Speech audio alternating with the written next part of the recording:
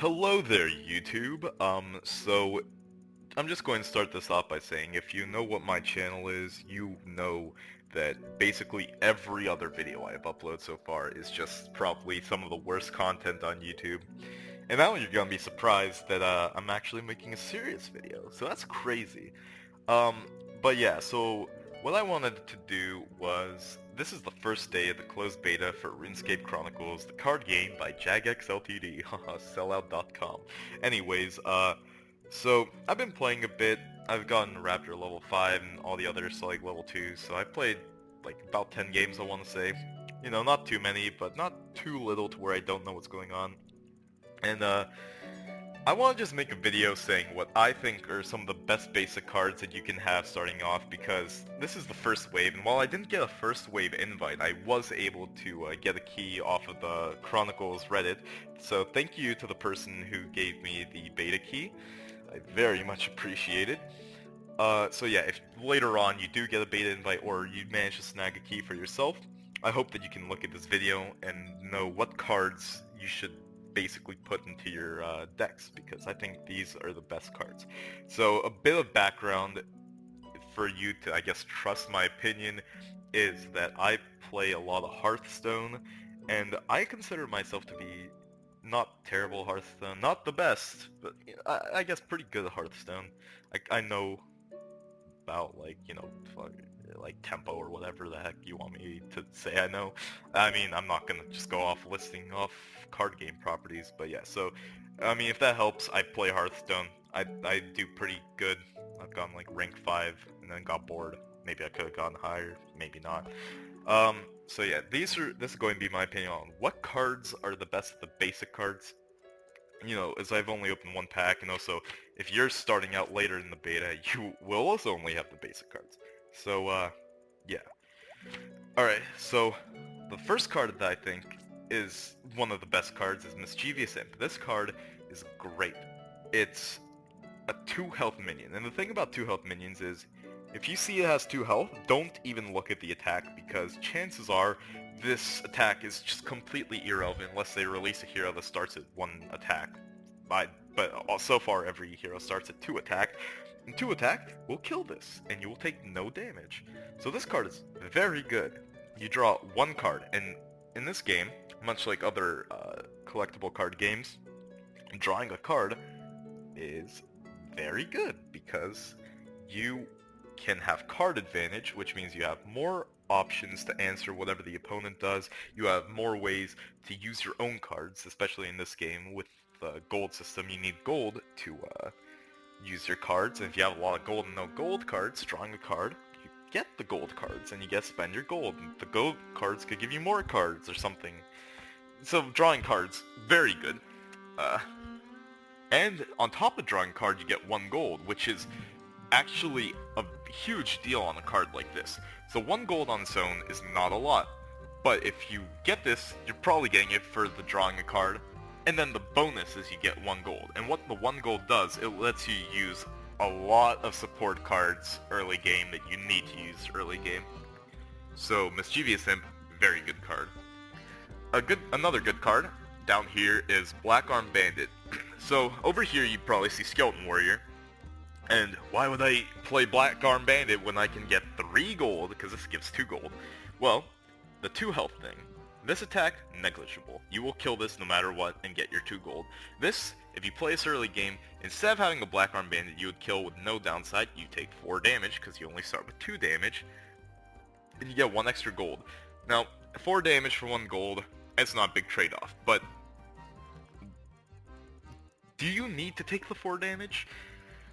The 1 gold can be a big difference, but do you need to take the 4 damage? I don't think so. So I think Black Arm Bandit is a better card than Skeleton Warrior. Skeleton Warriors are alright. Black Arm Bandit, good card. I would put this in your deck because gold is good. White Wolf. This card is just straight up overpowered. If you don't see how it's overpowered, then let me explain. So it has 4 health, so you will take damage from it unless it's later on where you do 4 damage. But if you get this early game, you will probably win, because you take 2 damage, which you don't care about, and on top of the 3 damage, like, okay, you take 5 damage total early game, It's not the best thing to happen, but the effect is so good that taking 5 damage really doesn't matter. You draw 2 cards, and I already said why drawing cards is good, but drawing 2 cards is on your first turn, or just first chapter really, it doesn't matter what turn, is very good. And on top of that, you get 2 gold, so you can put this as your first card, take 5 damage, then you have 2 gold, 2 cards for the next chapter, and you're gonna win. It's just, you're gonna win with that. So that's a very good card. Another card I consider to be, okay, not very good, but good card, Ali Morrisain. So if you can put this in weapon class is what I'm gonna say. It's a 0 gold, gain 3 gold, lose your weapon. You put one of this in your deck, and you will gain 3 gold at the start of your first chapter if you draw in your starting hand.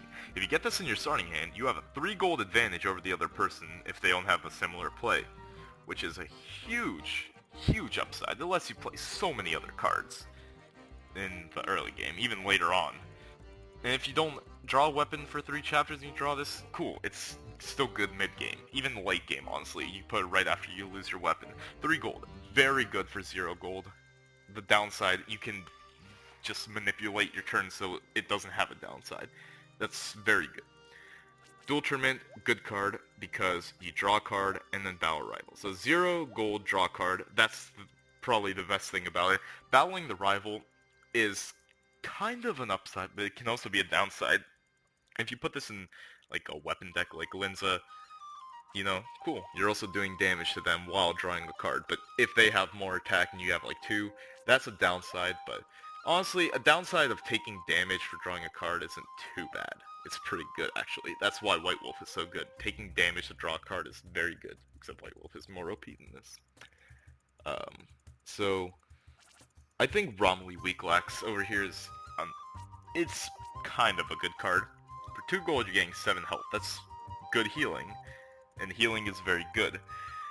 Especially since if a card says deal 3 health damage, armor doesn't matter, so you do need health, even if you're just armor stacking, because stuff will kill you if you have 1 health and a billion armor.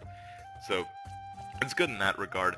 Just having health is good, but armor is better.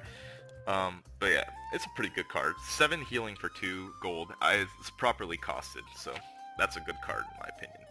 This is a terrible card, by the way. I just stay away from this is what I need to say. So these cards aren't necessarily great. The Raptor. So I think Armored Zombie is a great card, because if you're playing a tank warrior, even a non-tank warrior, you take 1 damage and gain 4 armor. Or you don't even take the damage and gain 4 armor. 4 armor is a lot of armor, by the way. Like, you may think it's not a lot of armor, and you know what, whenever you have 20 armor, 4 armor is negligible in comparison. But not really, it's really good to get armor. So this card is very good, especially in a tank deck that uses armor with Ceridome and Bruise. Monolith Chamber, great card. You play your Ali Morrisain turn 1 on chapter 1, turn 2 chapter 1, Monolith Chamber, no downside, you gain 1 attack. The 2 gold is a bigger, if this was 1 gold though, this would be a straight up overpowered card. So 2 gold for 1 attack is very good. I think this card is very good. I'd put at least 1 of it in your deck, maybe even just 1 maximum. 2 might be a bit excessive. So yeah, that's a good basic card. Also, if over here there's any icon and I said that card is good, that means it's not basic and I'm just dumb and don't know good cards, so sorry about that. So yeah, honestly the rest of these support cards aren't so great. This one's alright though. So for Linza, this card, amazing. You put 2 of these, and then this card's pretty good. You put 1 of these as a finisher, and you put 1 of these. None of them are particularly amazing. Actually, this one's amazing, I'd say. These 2 are alright. 3 weapon durability, you only want 1 of that, and it's a good finisher. So. And as for the enemy cards, great card, great card. Put 2 of these. You can put 1 of these. The 8-5 is kind of offsetting, but honestly, if you're it depends, honestly, on this card, because if you're playing Linza and you have this card, I guess. Yeah, actually, the 5 health and negligible. This is a mid-game card. I was thinking of the early game, but this is an amazing mid-game card actually on second look. So I would definitely put at least one of these. Good card. Good card. Bad card. Just saying. Nah, these aren't particularly great basic cards.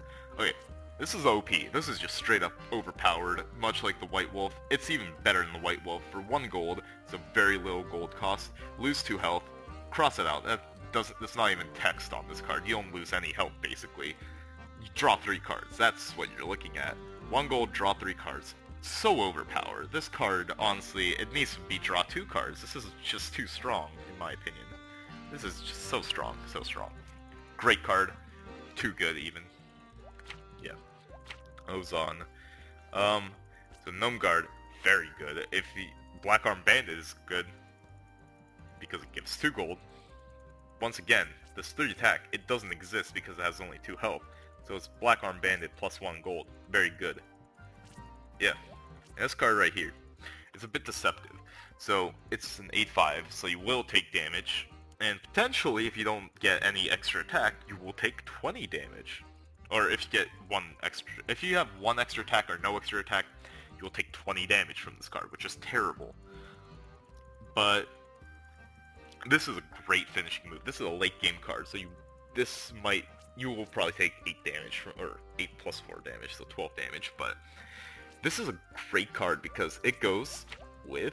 It's a great one-of, I should say, because it goes with this one-of, Ling the Assassin. Because as Ozon, you get a lot of gold, and then this is a great finisher, because if you have 30 gold, you do 15 damage. 15 damage is a lot of damage. Don't think it's not a lot of damage. This is a lot of damage. This is half a health pool.